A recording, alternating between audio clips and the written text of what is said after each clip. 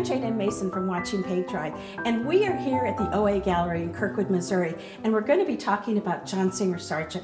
And Sargent is one of my favorite artists. He's of course well known for his oil portraits, but in addition, he's a fantastic watercolorist. The next part that we're going to talk about is actually looking at some of Sargent's paintings and see how he incorporated some of these revolutionary ideas. The fact that he started from the middle and worked light and then worked dark, and also the fact that he used very little drawing in his watercolors.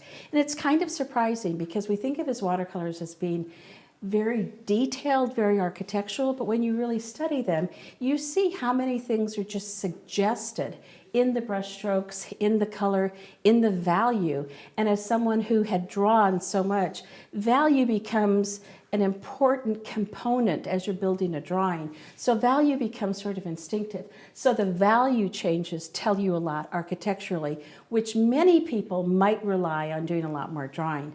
I will mention too, one of the things that it was fun in the conservation lab because they had this actual painting. This is the one I painted, so you can all touch this, but they had Sargent's actual painting. And they said, Jane, we have a question we've been thinking about for 30 years. Can you help us answer this? And I'm like, oh, I have no idea. And they said, look, right here. There's a mark right here. And this painting is bigger. It's about half the size of this tabletop in his painting. And they said, look at this mark right here. What is this? And I took 1/8 of a second glance at it, and I said, that's his thumbprint. And they said, really? And I said, yeah, and that's so obvious. I know exactly why it's there. Now, do any of you watercolorists, can you figure out why his thumbprint was there? Think about this. He was painting plein air. He's painting away, and the wind comes up, or the rain comes up. What's the first thing you do? You grab your painting, but you grab it exactly in the center, so you make the least amount of marks, and you try to keep it flat until you carry it somewhere place to protect it. So I said, I'm sure that's his thumbprint. And I said, I can bet you that there's another one right there. And they said, oh, we never saw that one. And I said, yeah, so I'm sure that's exactly what he did. He had grabbed his painting and he just ran inside for some reason. So I thought, wow, 30 years. Just ask a watercolorist. Just saying. Just saying. But anyway, it was so much fun, and they were just charming. It was a delight to be there and to see all their, all the things that they did with their preserving, and to be able to be in front of John Singer Sargent's watercolors and to actually be, they had them on easels, but to actually be able to get up close to them. So you could, and when you look at his paintings now, and I'll point this out, you'll be able to see where he uses gouache. You'll be able to see where he uses resist. And what I've learned is that the notes, the curator or the person who's receiving the art at the museum, frequently they don't happen to know enough about the art. They can't know about everything, but the notes are actually not correct. So on some of these I will point out where he has used gouache and white paint, but it's not mentioned in the notes because they didn't know what to look for. And again, if you look at a painting, white paint, which is a body paint, it has a mass to it as opposed to just a translucent paint. You can see white paint. To watercolors, it's like a line of caulking. There's nothing wrong with it. Anybody can use white paint. But when you can see it and then someone says it's not there, it's like, it is there. I can see it. Anyway, so what we're going to start with are all these paintings, just to kind of bring it down to something that would be manageable. What I'm talking about in all these paintings is water. And any painter, water is difficult to paint. You have the surface of the water, you have the reflections, you have the shadows, shadows on water, shadows that fall through water. You have the bottom of whatever your pool or river or lake is. You have things growing from the bottom, you have things on the top. There are so many different things happening within this quasi-transparent mass that it's incredibly difficult. When we look at water, what tells us it's water and what tells us, oh, that's pollen floating on top, is because it moves. And our eyes are saying, oh, I see that. therefore I know it's floating on top. Where if we see white flecks on the bottom and we see the top moving, but those aren't moving, we automatically know those are white stones on the bottom, or shells, or whatever it is. But in an image, whether it's a photograph or a painting or whatever, you have to somehow convey that these things are on top. So whether you're conveying the floating water and those things are stones on the bottom, and this leaf, which happens to be exactly the same weight as water, so it's floating halfway in between, is not stuck on the ground over there. So water is really complicated. I think Sargent did a fantastic job with water. He loved painting water. So we're going to take 3 stages of water. The first water is pretty still water. I mean, relatively still. It's still pretty, but it's relatively still. So the first painting that we're going to look at is the Venetian Canal. And this is the one that I did the my little interpretation of. So at the end too, you can compare these two. You'll notice that in terms of composition, one of the things that Sargent does is really takes almost arrows, or takes visual cues, so you look at what he wants to look at. He wants you to be looking right here at this bridge. So he picked this image so that he could have all the buildings here, all the buildings here, and the tower here telling you, look right here. So that is what you're looking at. So he's constantly thinking, how can I get you as the viewer to do what I want you to do? I'm not sure if you're so concerned about the viewer, but innately he was thinking about, how can I make this painting tell a story? You'll see that this water is still, and I believe that he put in all this sandy tan color first, including through most of the water. And then you can tell that his brushstrokes, indicating the flow of the water, are on top of the tan. This is not instinctively what we would have done. We wouldn't necessarily have put this tan underneath here. But again, if you work from the middle, this light tan is a middle value. You put this on and you can put the darker water on top. He definitely left some whites. He left the whites here. He left this white. This you can see, and even on this image, when you tilt it, you can see this is either gouache or white paint. So at this point, he decided, might need a little bit more hit of white over here. Now he's painted it over the water, and again, it's one of those situations where I say, he just didn't care. He could have been so heavy-handed that he would have taken this white paint or gouache, and they're two different things. I'm just right now going to call it gouache, even though technically they're a little bit different. He could have just taken the gouache and just been heavy-handed, so he would have blocked out that edge of the stone wall or whatever it is by this building. But he just thinks, no, I want this much, poof, it's there. And you can also see these buildings have gouache on them. There's some gouache over here too. So even though he put the middle values, when he realized, ooh, this is lighter than a middle value, I'm just going to add some gouache to this and pop it out. Okay, I'll pass this one around. And I know it'll get kind of confusing, but I don't want everyone to have to wait till the end. I want you to be able to see it now. So there you go. So that's the first one, and that's still water. Here's another one that's still water. And you can see that he did a teeny bit of drawing in these windows. It makes sense. If you're going from the beginning, leave something that's absolutely white, particularly on a perspective. It's hard on perspective to make sure you have your angles doing what you want them to do. So if you're going to leave these angles, it makes sense that you'd put a little bit of these lines in here. So you can see some sketching here, but very little sketching here. And he was one, too, that didn't worry if passages didn't make sense. Like if I block this out, and nobody would know what that is. And even if I open it, it's still like, well, I can tell this is a shadow. I don't know what that is. And you don't care. And he had his viewer so in his wheelhouse, in with him, so in harmony with his thinking, they didn't fuss over all these details to say, what is that? They're like, it's just gorgeous. It's a beautiful spot of color. It's a beautiful shadow. It's a beautiful shape. I'm just going to go with it, which I think is a good lesson to all of us as artists, that I know sometimes we get way too fussy about little details that are not the focal point of the painting, and we try to obsess about making everything make sense. And I think if we can learn one thing from Sargent, it's like, let it go. Not everything has to make sense. If your main shape, and if you're Sargent, but that being said, but if your main shapes make sense, then just go with the rest of it. You can also see he has a couple pencil drawings up here that he didn't use. He didn't connect anything. He didn't bother erasing them. They're like, I put them in, not going to use them, let them be, which I love that too. He's just like, I'm painting these for me. I love them. Get over it. Here's another one with still water.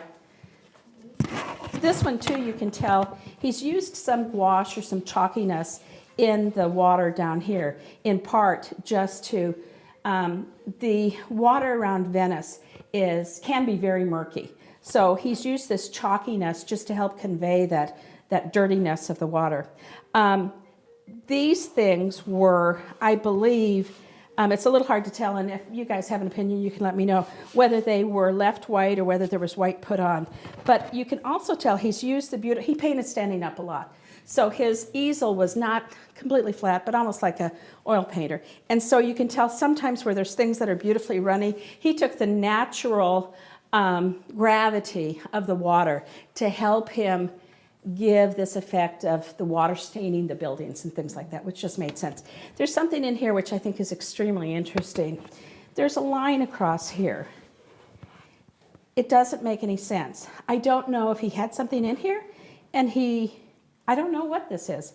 And you could say, that's fine, it was just a line on the wall. But if you understand perspective, there's no way that could be, because it's going across the wall, which is going back in space, and it's going across the doorway at the back of the space. There's no way this line can make any sense.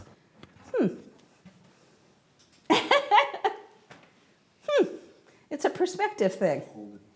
That's exactly what I thought. He said folded paper. And that's exactly what I thought, because your folded paper will never accept paint in the same way.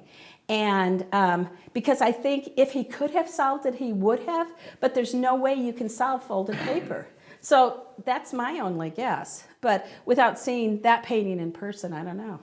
But that's another thing that you'd see it in person, you'd know in half a second. Oh, it's folded here. Okay, so those are still water examples. And now we're going to go, and I guess this one is too. And make sure when you look, you read what the medium is, because like some of these that I've pointed out that there's gouache in there, it does not mention any gouache or any white paint. So this is another one, and this is so interesting because this year is earlier than some of those. I think some of those are 12 or 13, 1912 or 1913. This is 1903, I think, right? And these are all from the Metropolitan Museum, from their online collection of downloadable images of Sargent. But I picked this one because it's so different. And it's so different because the paper is completely different. Do you see how everything is much softer than it is? Let me take this one, for example. Do you see how everything is just softer and runnier? And I find that interesting because he generally used a 300-pound rough paper. Did a lot of dry brush. He didn't use a lot of wet on wet generally. That would be what this is. They don't give the paper on these, but from the ones I saw, that pretty much is what he did. This, I think, is, in my guess, this is a paper that somehow did not have any sizing in it or didn't have the right sizing in it. And watercolor paper has sizing in it, which is I'll call it a glue. That's really not the right term, but I'll call it a glue. And the sizing helps hold the paper together in the process while they're making the paper. So a lot of papers have internal sizing, and then a lot of papers, like the paper he used, had an external sizing too. So the sizing on the top allowed it to not have the paint seep in. Just like if you try painting on a coffee filter and you put a drop of paint down, it just goes everywhere. Or if you try painting on a piece of finger paint paper and it just beads up, those would be like the maximum equivalent of maximum sizing and no sizing. So he was used to his sizing, and I just have a feeling either he was someplace and didn't have the paper he was familiar with, because this to me, I just cannot think of another solution. This paper is different. So either it didn't have the sizing or it was just a different paper. And again, nobody else has ever pointed that out, but I think, to me, it's so obvious. This paper is really different.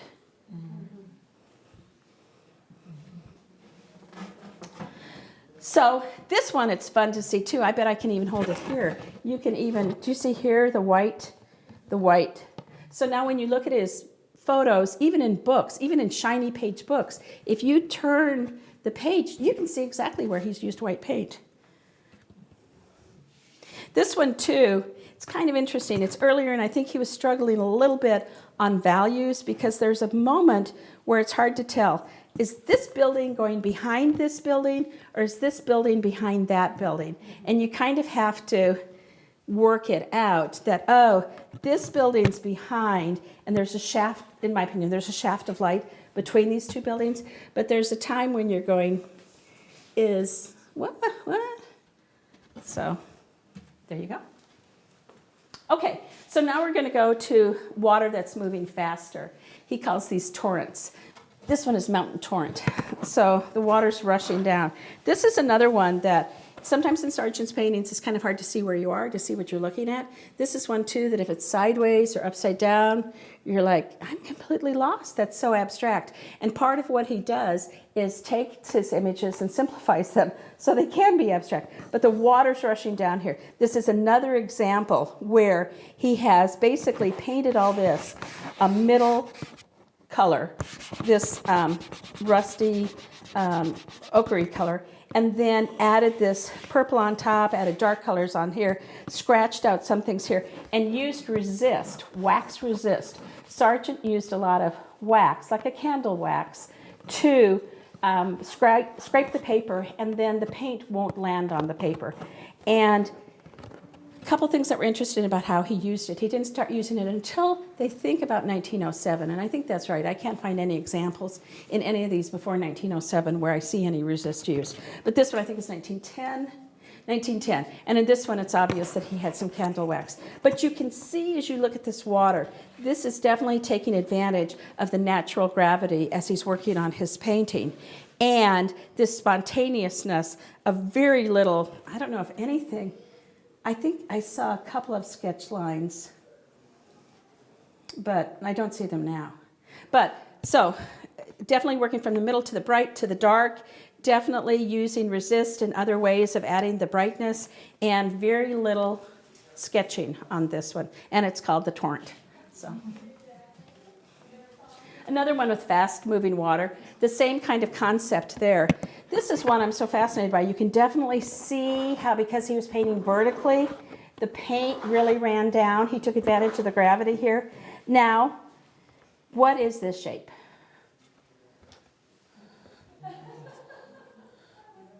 I don't really know. I'm not asking you a question that I know the answer for. I think it's like a mossy green block or a mossy green hill or something that's very wet. But again, being Sargent, he thought, I don't have to solve this for you. This isn't the point of this painting. This is just a big green area that has a great color and great activity and motion and a lot of backflows and cool stuff happening. What I want you to look at is this area in here. And we do. And you'll see too, when you look at this part, he's taken a lot of white paint, very, very, very opaque white paint, and used it on top. So if he started this painting with, again, this neutral beige tan color, which is very possible through all of this, you can even see it behind the green. Then when he decided, oh, I want more rushing white foam in here, is when he came back and used a lot of white on top. And some dark colors too.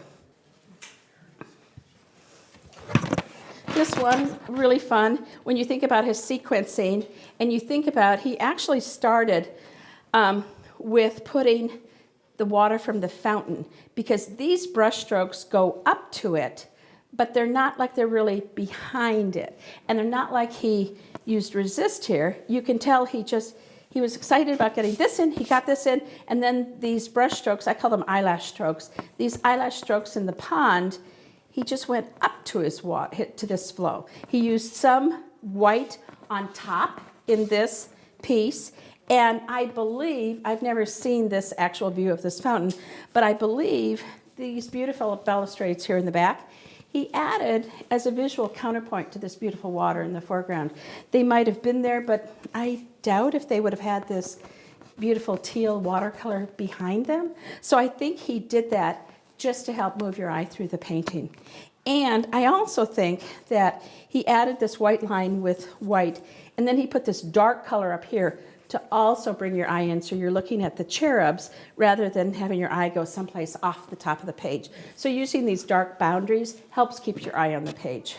He didn't fuss around too much. When you look at these cherubs, you'll see, again, if I block this out, it would be hard to tell what these are. seeing them in a mass, in a typical portrayal in the middle of a fountain, you know they're cherubs. But if I took like this space, you wouldn't really be able to tell. That's okay, he wasn't hung up on the details. He wants to suggest it to you and just have fun. There you go. And then, there's just two left. This one is another one that I'm fascinated by because it's so different. It almost looks like a hopper, or it looks like a Winslow Homer. It does not look, if I had to identify this, I probably would have said it was a Homer rather than a Sargent. But you can tell on the sequencing on this that he did, I think he did a light gray color, not this, but a light gray color, and he did the boat, and then he did the shadow under the boat because the boat water is running, the boat color is running into the shadow. This he's painted with a stroke that I've never seen him use in another painting. This, it's just a different stroke. It's so interesting. And it was 1913, so it was just kind of in the middle. It wasn't super early, wasn't super late. He died in 25. And then this one I just have at the end because it's just so calm, and we're talking about water, and it's just super calm water, and he has these beautiful balustrades. And this one is, again, one of my favorite examples of how he, in his sequencing, he put this tree in last. He put the tree over the water, you can see, and he just didn't worry about it. He put some of these things in over the balustrades and didn't worry about it. For him, for sequencing, and it makes sense. It would have been very difficult. He put the sky in, but it would have been very difficult to paint around this tree because it's so feathery. So put the sky in, that's easy. Put the water and the balustrades in, then put the tree in, just because you can see the water line through the tree. And it's kind of unusual, but it also shows you, we all believe this is grass. It's a beautiful manicured lawn. There's so little in there. Again, as artists, it reminds us, you just don't have to fuss about it too much. This is just very simple, wet field of green, and we believe it's grass.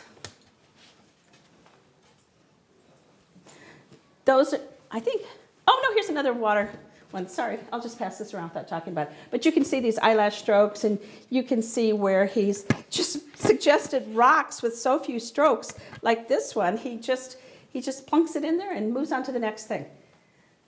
So you can tell I'm just fascinated by Sargent, and I'm fascinated by some of the things that make him unique, like the fact that he worked from the middle to the outside, the fact that even though he did a phenomenal job with his drawing, he used very little drawing in his watercolors, and they were not particularly successful in his lifetime because he never showed them except in those two shows. Now those shows then were sold out by the Brooklyn Museum and or purchased outright by the Brooklyn Museum and by the MFA, but he really considered his watercolors kind of his personal exuberance and on his family trips. And so hopefully you've learned a little bit about Sargent, and I'd be happy to thank you for coming. Thank you for attending and being part of this.